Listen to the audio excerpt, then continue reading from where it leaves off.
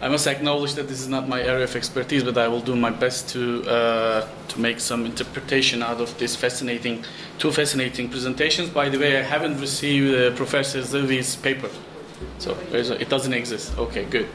So, so if we are talking about the legal reforms or the reforms of radical transformation and amendments regarding the Ottoman judicial system, so we should definitely talk about the Tanzimat. So the Tanzimat means the series of reforms promulgated in the Ottoman Empire between 1839 and 1876 under the reigns of Sultans Abdülmecid I and Abdülaziz. And these reforms, heavily influenced by European ideas, were intended to effectuate a fundamental change of the empire from the old system based on the theocratic principles to that of a modern state. So we are talking about actually internal reform movement, even though it was also precipitated and led by external pressure as well. So many of the key provisions of the Tanzimat reforms were set forth in the Hatt-ı Şerif of Gülhane, and this document called for the establishment of new institutions that will guarantee security of life, property, and honor to all subjects of the empire, regardless of their religion or race. It also authorized the development of a standardized system of taxation to eliminate abuses and establish fairer methods of military conscription and training. The promises of equality for non-Muslims, mainly Christians and Jews, living in the empire, were not always carried out, but the balance of the change provided for the Tanzimat, along with other reform measures, were implemented principally under the leadership of Mustafa Reşit Pasha, who served 6 terms as Grand Vizier. The reforms included the development of a new secular school system, the reorganization of the army based on the Prussian conscription system, the creation of provincial representative assemblies, and the introduction of new codes of commercial and criminal law, which were largely modeled after those of France. These laws, moreover, were administered by newly established state courts independent of the ulema, the Islamic Religious Council. The most important reform was the attempt to codify Sharia. This westernizing process, foreign to the Islamic legal tradition, sought to transform Sharia from a body of doctrines and principles to be discovered by human efforts of the scholar into a set of rules. Once the law existed in codified form, however, the law itself was able to replace the scholar as a source of authority. Codification took from the scholars their all-important claim to have the final say over the content of the law and transferred that power to the state. To placate the scholars, the government kept the Sharia courts running but restricted them to handling family law matters. So, Mecelle, in this regard, was a commercial and civil law code based on the Hanafi school of Islamic law. The codification was quite an extensive effort led by Ahmet Cevdet Pasha, happening gradually from 1869 through 1876 and entering into force in 1877. Before this codification, the Islamic law was applied by Islamic judges, and religious minorities were allowed various autonomy to have their own law. In addition, with the capitulation to European nations, the citizens of those European nations were not subject to Ottoman courts, but rather a mixed court composed of Ottoman and European judges. As you see, there were multiple jurisdictions here which might get quite confusing. The Sharia was and is based on the Quran and the prophetic tradition, but there can be multiple ways to interpret and implement them in specific circumstances. The mixed court was based on a local version or translation of the French commercial court, but its resources were limited and it was unable to take on the rising number of cases. With the codification, the empire adopted a standard implementation which was published in 16 books comprising more than 1,800 articles written in legal language similar to European legal codes. It was now governed by the state as opposed to Islamic judges or legal scholars. Another effect of this standardization was that non-Muslims were not subject to Mecelle, which covers civil and commercial law. Family and inheritance laws were exempted. Another interesting impact of this is that Mecelle lived on long after the fall of the Ottomans in former territories of the empire. So in her paper, Professor Agman underlines that from the early years of the Ottoman legal reforms all through the end, the Sharia courts remained fundamental elements of the reforms. In fact, over the course of restructuring judicial system, the Sharia courts constitute an important judicial platform in new multi-court system.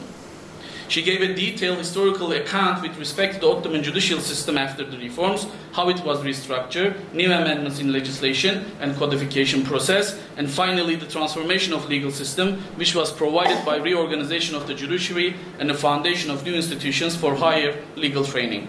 She also demonstrates how these reforms affected the Sharia courts. As she correctly emphasizes, efforts by the Ottoman statesman, along with external Western impact, centralizing the Ottoman Empire and transforming it into a modern state mechanism, constitutes significant aspect of the restructuring its judicial system. For instance, in the second half of the 19th century, the Ottomans founded a new court system, the Nizamiye courts, as part of an empire-wide ambitious project of judicial and administrative reform, which involved legal transplantation from the French model. The institutional revolution of these courts was completed with elaborate legislation introduced in 1879. She has also pointed out the fact that the Ottoman reformers exerted strenuous efforts to adjust continental legal apparatus to their objectives and the changing circumstances of the Ottoman legal system. In that way, they aimed to create a peculiar combination of Ottoman and continental laws. She argues that by forming a robust state judicial system, the Ottoman reforms aimed to modernize the state and centralize the administrative and legal system.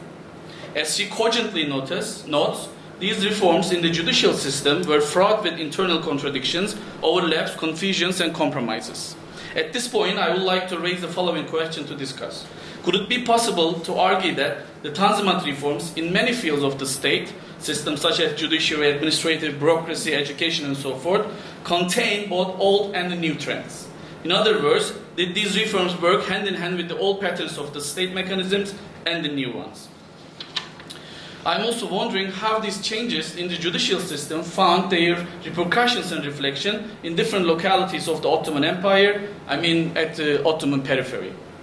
On the other hand, Professor Gerber makes a fascinating job by looking at the Vienna Book of Complaints from 1675, a register of around 3,000 documents. These records are extremely important in order to understand and explain how Ottoman legal system was substantiated and how its mechanisms came into effect. As he hints at, a great body of the documents in the register are pertaining to ordinary affairs between Ottoman subjects, which actually constitute significant aspects of daily life within the empire for not only legal historians, but also Ottoman socioeconomic and cultural historians. Yet, the most important dimension of these documents is the collective complaints of groups of individuals, mostly village people, against state officials, reportedly being treated badly by them, major tax extortions, and other abuses. In this sense, these documents are fairly important to grasp main features and content, nature of the relationship between Ottoman state and society. Indeed, by giving vivid details of the content of these complaints from various places across the empire, Gerber presents us a general picture of domestic problems and issues of the empire at the time. As he indicates, when we look at those documents or complaints in a closer way, we could see that they were read and launched a process of checking and dealt with by the authorities.